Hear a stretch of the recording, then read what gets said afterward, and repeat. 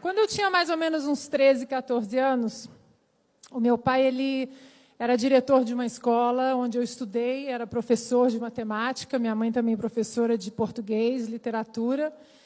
E o meu pai, ele sempre, como diretor de escola, ele estava envolvido com professores, com sindicatos e greves, e ele tinha que administrar N coisas, e uma greve que passava de uma cidade para outra.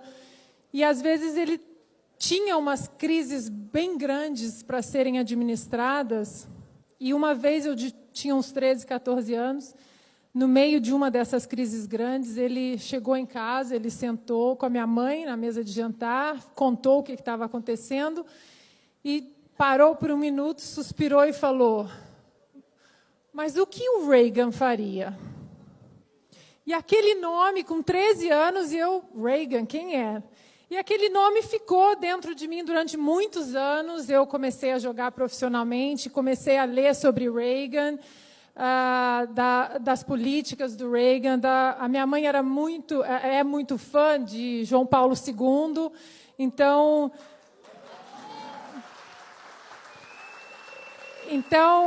eu comecei a ler sobre a amizade de Reagan com João Paulo II. O meu irmão mais novo se chamava João Paulo por causa dele. E então a gente avança aí alguns anos. Eu conheço um americano e a gente começa a conversar. E quando e eu sempre muito conservadora, desde criança, de casa, de berço, e quando ele me disse que era da Califórnia, eu falei: é democrata, não vai dar certo essa história. É bonito, mas é democrata, não vai dar certo. E, para minha surpresa, ele era republicano, conservador, família também republicana. E aí, 13 anos depois, estamos aqui. Hoje eu também sou, com muito orgulho, uma cidadã americana, também sou coração brasileiro, cidadã brasileira, e tento fazer essa ponte, levar o que nós passamos aqui para os americanos e trazer um pouco do que dá certo lá para que seja um norte para a gente, porque a gente precisa começar a construir pontes e reconstruir, principalmente as que foram destruídas nos últimos 13 anos pela esquerda, não só no Brasil, como no mundo. Então, eu estou muito honrada de estar aqui essa noite. Eduardo, obrigado pelo convite, porque saber que é um evento onde um dos meus ídolos na política, Reagan, um dos eventos que ele mais gostava, né? Inclusive tem um livro sobre os discursos dele no CPAC. É um grande prazer estar aqui com todos vocês. E aqui eu vejo que não é só apenas aquela coisa de trocar cartão de business cards, mas eu acho que é uma plataforma importante para a gente passar as informações para vocês também irem lá fora, como a gente diz nos Estados Unidos, fight the good fight. Como essas informações maravilhosas que o Benê passou aqui para a gente, porque, às vezes, o que precisa ser passado são boas informações, principalmente em relação a armas, ou a segunda emenda americana, à segurança pública, e também sobre esse assunto, que é transgênero, transexuais no esporte feminino, ou seja, homens biológicos formados com testosterona jogando com mulheres. O interessante que eu aprendi durante esses 2 anos que eu venho combatendo, né, essa histeria sobre transexuais no esporte feminino, é que lá em 2017, quando eu comecei a realmente expor toda a insatisfação das mulheres em relação a essa política absurda do Comitê Olímpico, eu fui muito atacada nas redes sociais, shopping, transfóbica, aquela coisa que o Matt estava conversando aqui com a Mercedes, de serem o ad hominem, né? Você ataca o mensageiro e não a mensagem. Mas eu aprendi que, se você mostra uma boa resiliência, mostra elegância e bons argumentos, a turba ela dá uma parada. Hoje, por exemplo, eu recebo muitas mensagens nas minhas redes sociais, que é o seguinte, em relação a isso. Eu discordo de você em alguns argumentos políticos, em alguns pontos econômicos, mas nesse ponto você me convenceu. Porque realmente a gente tem que ter a informação firme e não apenas chegar e falar, não, porque homem é homem e mulher é mulher. Isso é óbvio, né? Isso é óbvio. Mas a gente tem que apresentar, além disso, o que nós, mulheres atletas, o que nós passamos, políticas muito duras para as mulheres no esporte, que hoje elas são totalmente ignoradas, exatamente para adequar a essa nova diretriz de transgêneros no esporte feminino. Então, acho que a primeira coisa que eu quero dizer para vocês é que eu tenho uma apresentação que eu apresentei no Congresso, na Câmara dos Deputados, na Comissão de Esporte, em junho, e é uma apresentação muito grande, ela não caberia no tempo que a gente tem aqui. Eu vou disponibilizar essa apresentação no meu Twitter, para que todos vocês tenham acesso a dados biológicos, científicos, e fight the good fight.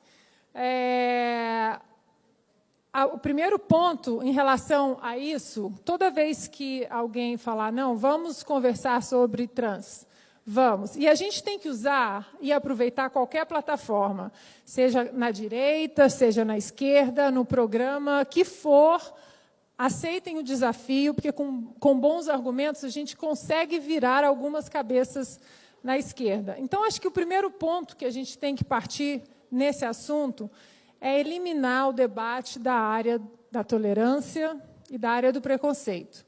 Esse debate não é sobre tolerância, não é sobre preconceito, não é sobre inclusão, mas exclusão de mulheres, porque mulheres estão sendo excluídas.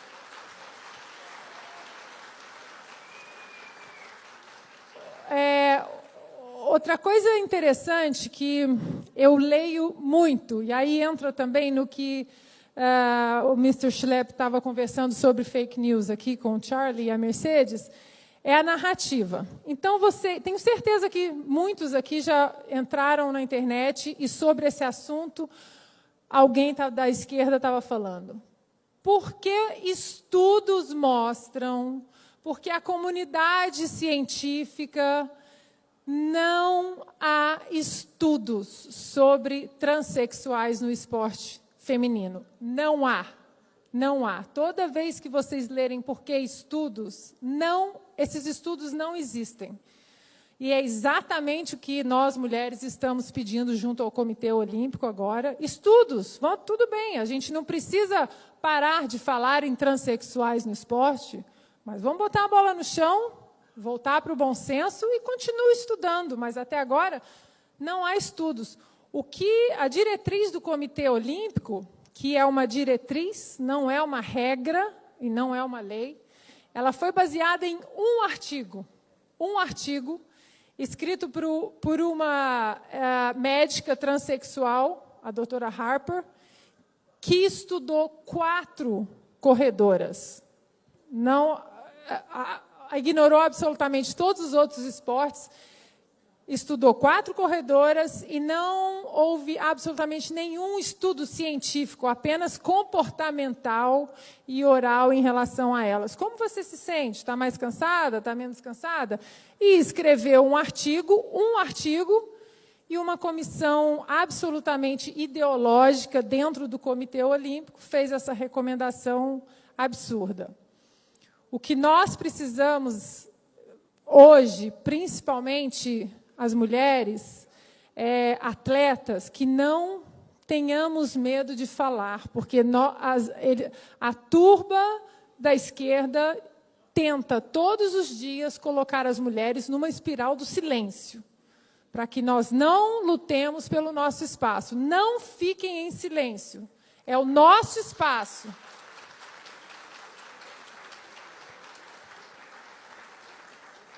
Agora, para vocês entenderem o absurdo que é a diretriz do Comitê Olímpico, Para quem não sabe, quando você vê um transexual hoje competindo com mulheres, a diretriz é a seguinte: aquela pessoa precisa baixar o nível de testosterona até 10 nanomols por litro durante 1 ano.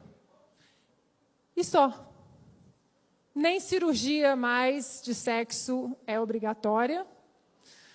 Ou seja, qualquer homem aqui, se baixar a testosterona durante 1 ano para 10 nanomols por litro, pode competir tranquilamente em qualquer esporte. Essa é a recomendação do Comitê Olímpico, de tão absurda que é. Aqui no Brasil, como aqui no Brasil a gente tem uma atleta trans no vôlei feminino, muitas pessoas, principalmente ela, acha que eu tenho uma coisa que é pessoal, é contra ela. E não é. Nos Estados Unidos, por exemplo, atletas na faculdade, no college, meninas que treinaram a vida toda para tentar uma bolsa no college pelo esporte, estão ficando de fora, estão perdendo bolsas em faculdades caras para meninos biológicos. Então, a nossa luta ela é muito mais além de Brasil. Eu tenho conversado com atletas olímpicas da Grã-Bretanha, da Austrália, dos Estados Unidos, da Itália, e todas estão muito engajadas em ir para dentro do Comitê Olímpico Internacional e tomar o que é nosso por direito, né? Um direito intrínseco biológico. E aí, eu vou disponibilizar para vocês alguns dados no meu Twitter. Dados, por exemplo, como vocês lembram da Florence Griffith Joyner, aquela corredora americana dos 100 metros. Ela detém até hoje o recorde mundial, o recorde olímpico nos 100 metros rasos. Até hoje, 1988, em Seul. Até hoje, esse recorde não foi batido. Mas há nos Estados Unidos mais de 300 meninos de até 17 anos que nos Jogos Estudantis batem o recorde dela. Mais de 300 meninos de 17 anos. Existem dados da Federação Americana de Atletismo e de Natação que a testosterona do menino já é muito atuante na biologia e na condição atlética dele aos 6 anos de idade. Então, tem todos esses dados comparativos, eu vou deixar à disposição de vocês, para que vocês vejam o absurdo que estão tentando empurrar, e nós, mulheres, não podemos ficar caladas. Agora, recentemente, aconteceu nos Estados Unidos, e eu tenho o vídeo dessa garota da high school, o nome dela é Celina, e ela treinou a vida inteira atletismo, e estava se preparando para as finais do estado, onde os olheiros das faculdades eles vão ali exatamente para pensar as boas atletas, para oferecerem bolsas. E vejam só o que aconteceu. Olha o vídeo. A transgender high school athlete who is biologically a male took first place in both the 100 and 200 meter dash at Connecticut's Girls Track and Field State Championships. When I'm at the start of the race, when I'm lining up and getting into my blocks, everyone already knows the outcome. Those two athletes are going to come 1 and 2, and everyone knows it. No one thinks it's fair, because we all know that males are physically stronger than females, and they compete at a higher level. Petitions are circulating in Plainville and Glastonbury after 2 trans girls swept the competition at the State Track and Field Championships. From third on, it's a little different. We're actually fighting for those spots, but in those meets, there's no way that one of us biological girls will be able to outrun those transgender athletes. It's going to get to the point where the biological females will be on the sidelines watching their own sports. The opportunity to win for the girls, but in sports that have physical contact could become a serious safety issue. It's very frustrating and heartbreaking when us girls are at the start of the race and we already know that these athletes are going to come out and win no matter how hard we try. Last year, there was another transgender that came out, and she competed as a male for 3 seasons and was mediocre as a male, and then ended up transitioning over to female and again blew everyone out of the competition. Something that has happened recently for Selena was being left out of the New England Championship. She was the first one out of the final and was the 8th one in the state. Since 2 first places were taken by boys who identify as girls, she could have been the 6th girl going, and instead she was a spectator on the stands at the New England Championship. They took away the spots of deserving girls, me being. No one thinks it's fair, but everyone is afraid of retaliation from the media, from kids around their school, from other athletes, coaches, school administrators. They don't want to drag attention to themselves, and they don't want to be seen as a target for potential bullying and threats. Watching them run was just heartbreaking. I mean, you almost don't even want to watch, but how can you not? You can clearly see these 2 biological guys just absolutely crushing it, and it almost brings who they want to be. We just have an issue when it comes to sports. Girl so far ahead of the rest of the girls, and they're going to reach out to and try to recruit those 2 top girls versus everyone else since they're so far behind in time. She doesn't go there to become second best. She wants to win. And when that is not even on the table any longer, what is the drive to do it? So I think it's gotten to the point where some girls are starting to stray away from those events and are hoping to go to other events so then they actually have a fair chance of winning. It's frustrating when you know that you run your best, and no matter what, your best is never going to be enough.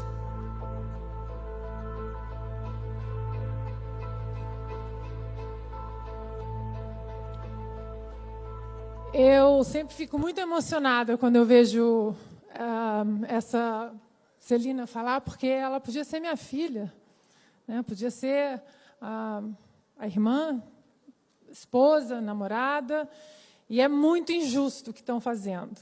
É muito injusto, e eles tentam, de qualquer maneira, nos colocar numa espiral do silêncio, porque a minoria de números que vem com ataques vis, eles são poucos, mas eles são barulhentos, e eles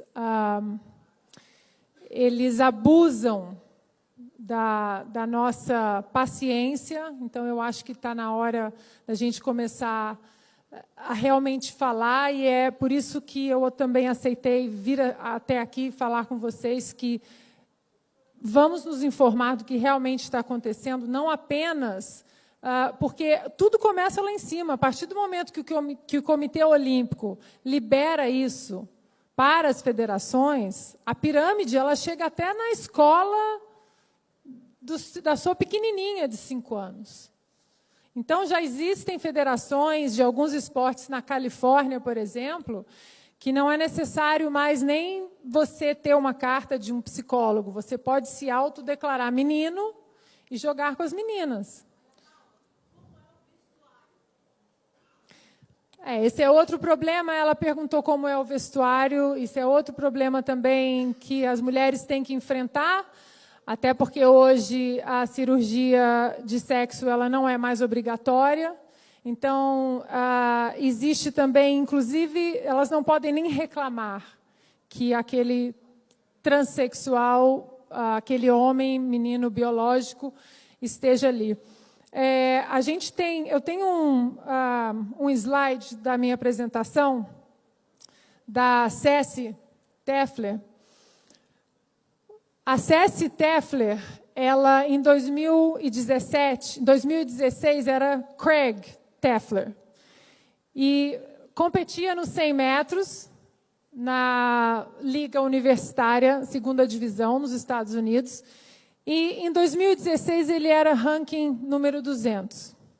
Em 2017, o Craig era ranking 390. Ele caiu de produção como atleta masculino.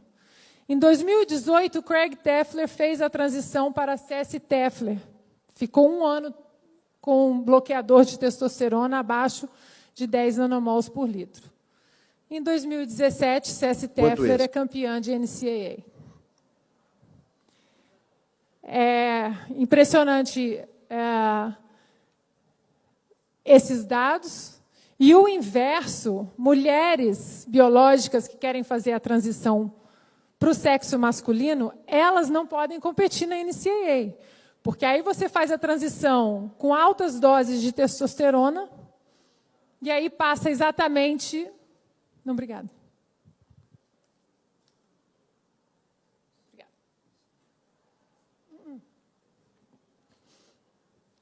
E aí passa exatamente... Aí vira doping. Quando a transição é inversa, aí é doping. Aí a mulher não pode competir. Ou seja, o preconceito, então, ele acontece duas vezes. Se a mulher quer fazer a transição para o sexo masculino, ela não pode competir. Uma coisa interessante é que muitas pessoas não sabem, que entra muito nesse assunto, são as políticas antidoping. Nós, mulheres, nós somos testadas absolutamente 360, podemos ser testadas 365 dias por ano, dentro e fora de competições. Você tem que entrar num site da WADA, que é a Comissão Antidoping Mundial, e você tem que colocar durante 1 hora do dia onde você vai estar. Então, eles podem aparecer na sua casa. Eu cansei de receber a Comissão Antidoping na minha casa às 5h30 da manhã. Fora de competições. Para quê? Para provar que eu não tinha testosterona acima do permitido no meu corpo e que eu era mulher. Outro ponto muito relevante na política antidoping é que todo atleta, eles guardam a sua contraprova, que é o B-sample. Se caso dê algum problema na sua prova A, na sua amostra, eles podem retestar. Vamos supor que hoje eu ainda estivesse jogando e alguém falasse, vamos acessar uma contraprova da Ana Paula de 8 anos atrás. Eles guardam as contraprovas até 10 anos. Vamos acessar uma contraprova dela de 8 anos. Surgiu uma suspeita. Eles acessam essa contraprova e nessa contraprova tem um traço mínimo, acima da testosterona permitida para mim. Eu tenho todos os meus títulos retirados retroativamente. Eu sou suspensa e depois eu sou banida. A pergunta é, o que uma amostra de urina de um atleta trans de 8 anos atrás mostra?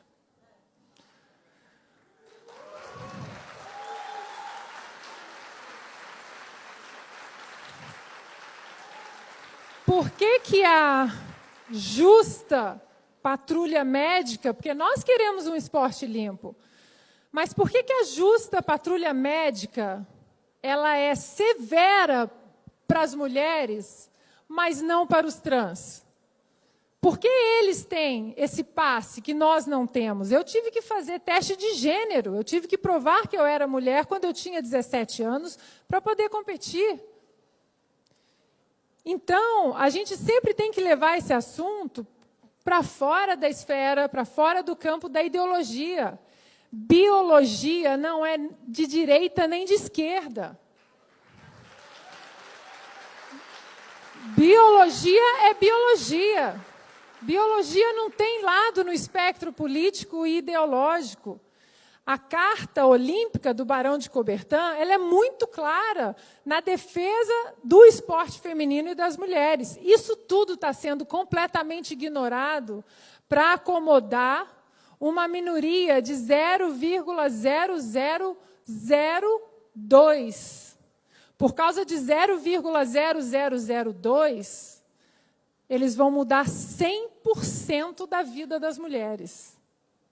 Então, esse é um debate, não é sobre inclusão, é sobre exclusão de mulheres. Quanto esse, né? Um evento. Aí alguém fala assim, bom, mas os trans agora, eles têm que baixar o nível de testosterona até 10 nanomols por litro, e tudo Quanto é? bem. E os 30 anos de testosterona que eles tiveram e que eu não pude ter, que eu estava sendo policiada? E o coração maior, os pulmões maiores, a capacidade aeróbica, os glóbulos vermelhos, a densidade óssea, a fibra muscular, isso tudo é revertido com 1 ano de testosterona baixa? Cadê o estudo que prova que isso tudo foi revertido? Porque dizer que se sente mais cansado, isso não é dado científico. O coração continua maior, bem maior que o meu, os pulmões maiores.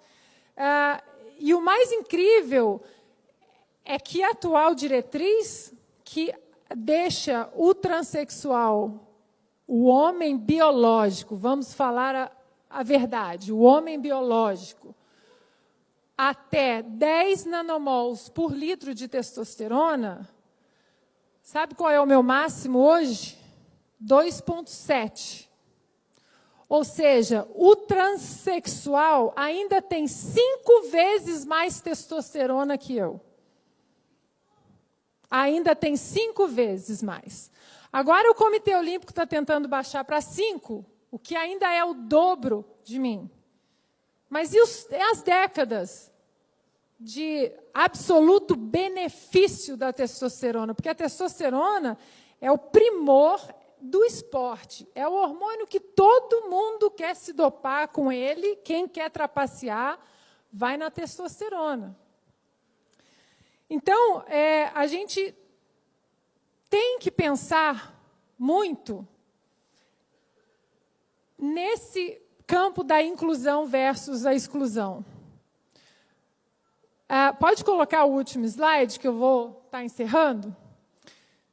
Todo mundo conhece essa lenda do basquete americano, da NBA. As vantagens, né, como eu mencionei, coração, pulmões maiores, musculatura mais forte, mais resistente, melhor oxigenação sanguínea, até porque homens eles têm mais glóbulos vermelhos do que nós mulheres, melhor densidade óssea, explosão, o quadril mais fino, né? Então, a mulher, por a gente ter o quadril mais largo, o nosso centro de gravidade ele é mais perto do chão, por isso que os homens eles têm uma impulsão melhor. E a pergunta é a seguinte, LeBron James, vamos supor que LeBron James baixa a testosterona dele durante 12 meses.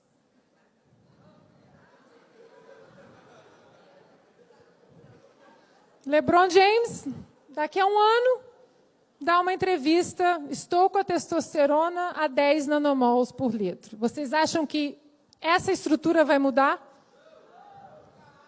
E vai jogar a WNBA. Vai jogar na cesta feminina, com mulheres. Isso nós estamos falando de esportes coletivos, vôlei, basquete, mas os esportes de luta, já existem casos nos Estados Unidos de MMA que mulheres entraram em coma. Então, nós estamos assistindo homens biológicos baterem em mulheres. E ganharem medalhas e fama por isso. Mais uma vez, eu gosto muito de repetir isso. A identidade social de todo ser humano, ela é muito importante na vida em sociedade. Como as pessoas querem viver suas vidas e escolher a sua identidade social, isso tem que ser muito respeitado. Muito respeitado. Quer ser mulher, quer ser homem. A identidade social é um direito de todo indivíduo. Mas o esporte não é construído no pilar da identidade social, e sim da identidade biológica.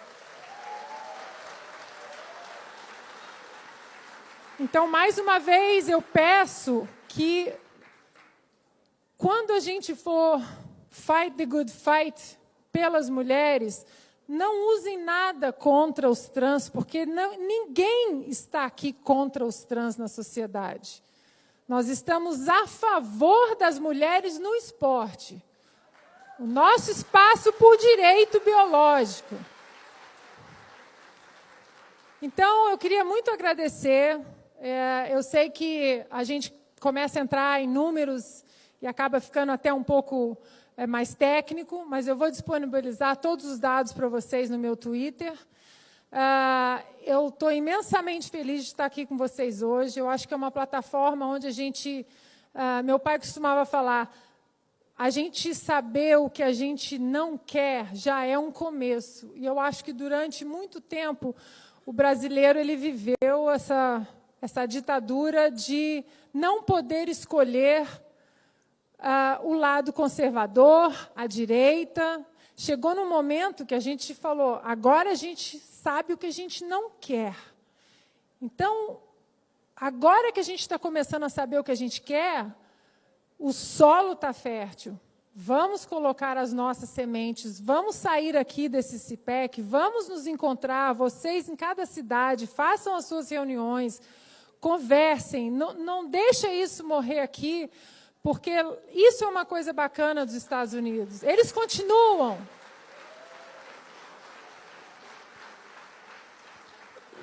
E acho que a minha última mensagem para vocês é...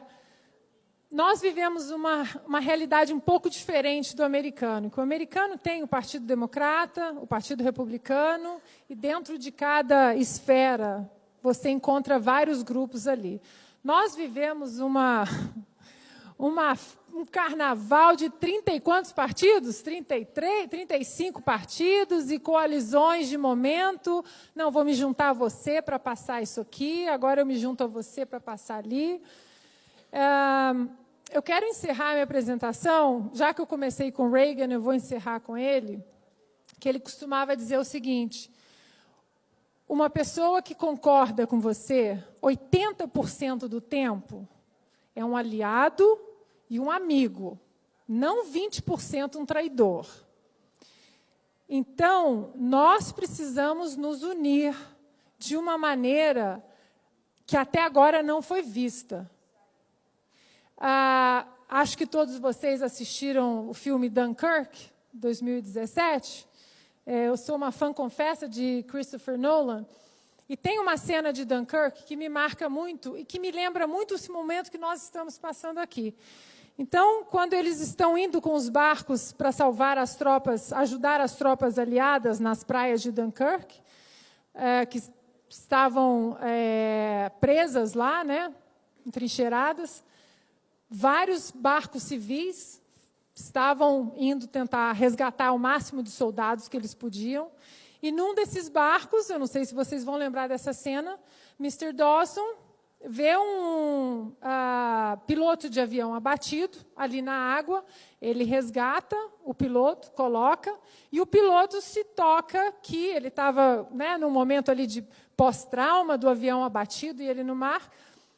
E num momento ali que ele percebe que ele não está voltando, que ele está indo para a praia, ele fala, não, você tem que voltar, você tem que voltar, você tem que voltar para casa e deixar essa guerra para quem sabe lutar essa guerra, só para quem comanda, e tem que voltar para casa, e tem que voltar para casa. E Mr. Dawson olha para ele e fala, filho, se não continuarmos seguindo, pode não ter casa. Então, continuem seguindo. Não deixem tudo na mão do governo. Lá vem Reagan de novo. O governo não é a solução, o governo é o problema. Saiam daqui, se reúnam, façam suas mini-comissões na sua cidade. Vamos continuar tocando o nosso barquinho, porque, senão, daqui a 4 anos, aqui no Brasil, 3 anos, pode não haver casa. Então, muito obrigada pela participação de todos. E uma boa noite. E vai estar à disposição no meu Twitter para vocês. Um beijo.